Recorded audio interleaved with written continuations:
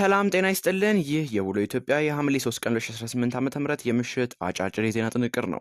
ከዜናው ጋር እኔ በረከት ሀብሳምሶን ነኝ። እስከ ዜናው ማብቂያ አብራችሁን ሁኑ። በመጀመሪያም አርዕስተ ዜናን እናስቀድም።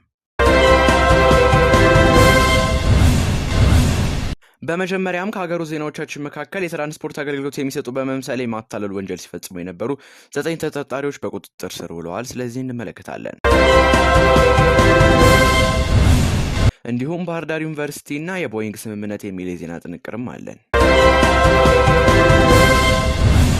ከባህር ማዶ ዘገባዎቻችን ደግሞ ፕሬዝዳንት ትራምፕ ልዩ የግድያ እቅድ ወጥቶብኛል ሲሉ ተናግረዋል። ስለዚህም የምንዳስስ ይሆናል። በመጨረሻም በቻይና ጫማ ፋብሪካ ላይ በተከሰተ የእሳት አደጋ ቢያንስ 28 ሰዎች ሞተዋል።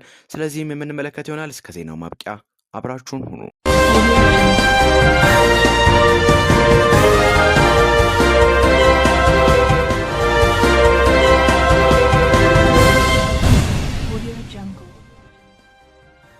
በመጀመሪያም የትራንስፖርት አገልግሎት የሚሰጡ በመምሰል የማታለል ወይም በተለምዶ ሻሻ ተብሎ የሚጠራውን ወንጀል ሲፈጽሙ የነበሩ 9 ተጠርጣሪዎች በቁጥጥር ስር ውለዋል። ተጠርጣሪዎቹ የወንጀል ድርጊቱን ሲፈጽሙ ሰኔ 28 ቀን 2018 ዓ.ም ከጧቱ 1:40 በቂርቆስ ክፍለ ከተማ ልዩ ቦታው ሪቼ ተብሎ ከሚጠራ አካባቢ ነው።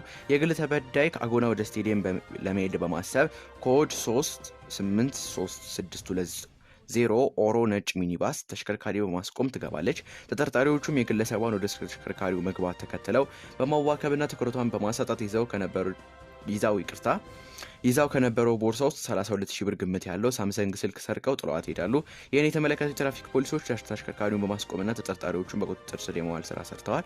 ተጠርጣሪዎቹ ከተያዙ በኋላ በተሽከርካሪ ውስጥ በተደረገ ፍተሻ 7 ስልኮች መገኘታቸውን የቂርቆስ ክፍለ ከተማ ፖሊስ ዋና መምሪያ ማስታወቂያል። ከተጠርጣሪዎቹ መካከል ነፍሰ ጡር መኖሪያ የተገለጸ ሲሆን የቀን ውሎ አበል በመክፈልና ተሽከርካሪ በመከራየት ወንጀሉን የሚፈጽሙ ግለሰቦች እንዳሉ ህብረተሰቡ ተገንዝቦ ትራንስፖርት ሲጠቀም ጥንቃቄ ማድረግ እንደሚገባም የአዲስ አበባ ፖሊስ ዋና ጠቅላይ መምሪያ አስታውቋል። ዘገባው የአዲስ አበባ ፖሊስ ነው። ባህር ዳር ዩኒቨርሲቲ በዩኒቨርሲቲዎች የበረራ ስልጠናና ምርምር ማዕከል ለማቋቋም የሚያስችለውን የመግባቢያ ስምምነት ከቦይንግ ኩባንያ ጋር መፈራረሙን አስታወቀ። የቦይንግ የአፍሪካ ቀጠና ኃላፊ ሄኖክ ተፈራ ቦይንግ ከባህር ዳር ዩኒቨርሲቲ ጋር በደረሰው ዘላቂ የትብብር ስምምነት መሰረት የበረራ ስልጠና ማዕከሉ በዩኒቨርሲቲው የቴክኖሎጂ ኢንስቲትዩት ውስጥ እንደሚቋቋሙም ተናግረዋል። ኃላፊው ማዕከሉ ልዩ የምርምር ስልጠናና ሌሎች አገልግሎቶችን የሚሰጥና ለበረራ ተማሪዎችና ስራ ፈጣሪዎች ልዩ ድጋፍ የሚያደርግም ነው ብለዋል።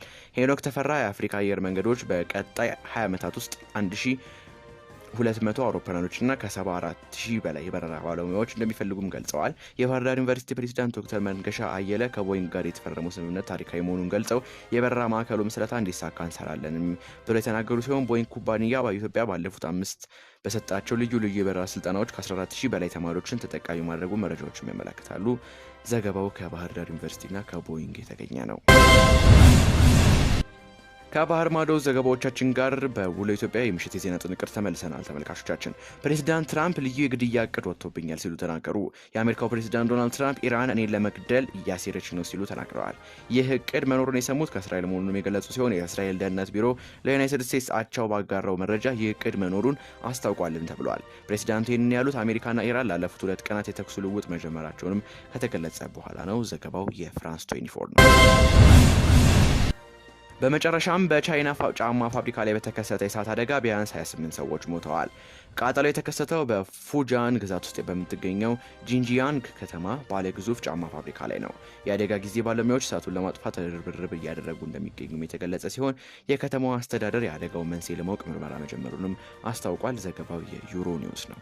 ተመልካቾቻችን ለዛሬ ያዝናቸው ልዩ ለኢትዮጵያ የሐምሌ 3 ቀን 2018 ዓ.ም የምሽት አጫጭር የዜና ጥንቅር ይህን ይመስል ነበር። ከዜናው ጋር በረከት ሀብሳምሶን ነበርኩኝ። የደቦል ዜና ፕላስ የቴሌግራም ቻናልን በመቀላቀል ሰፊ የዜና ጥንቅር ያገኙ። በሌሎች ዜናዎች እስከምንገናኝ ሰላም።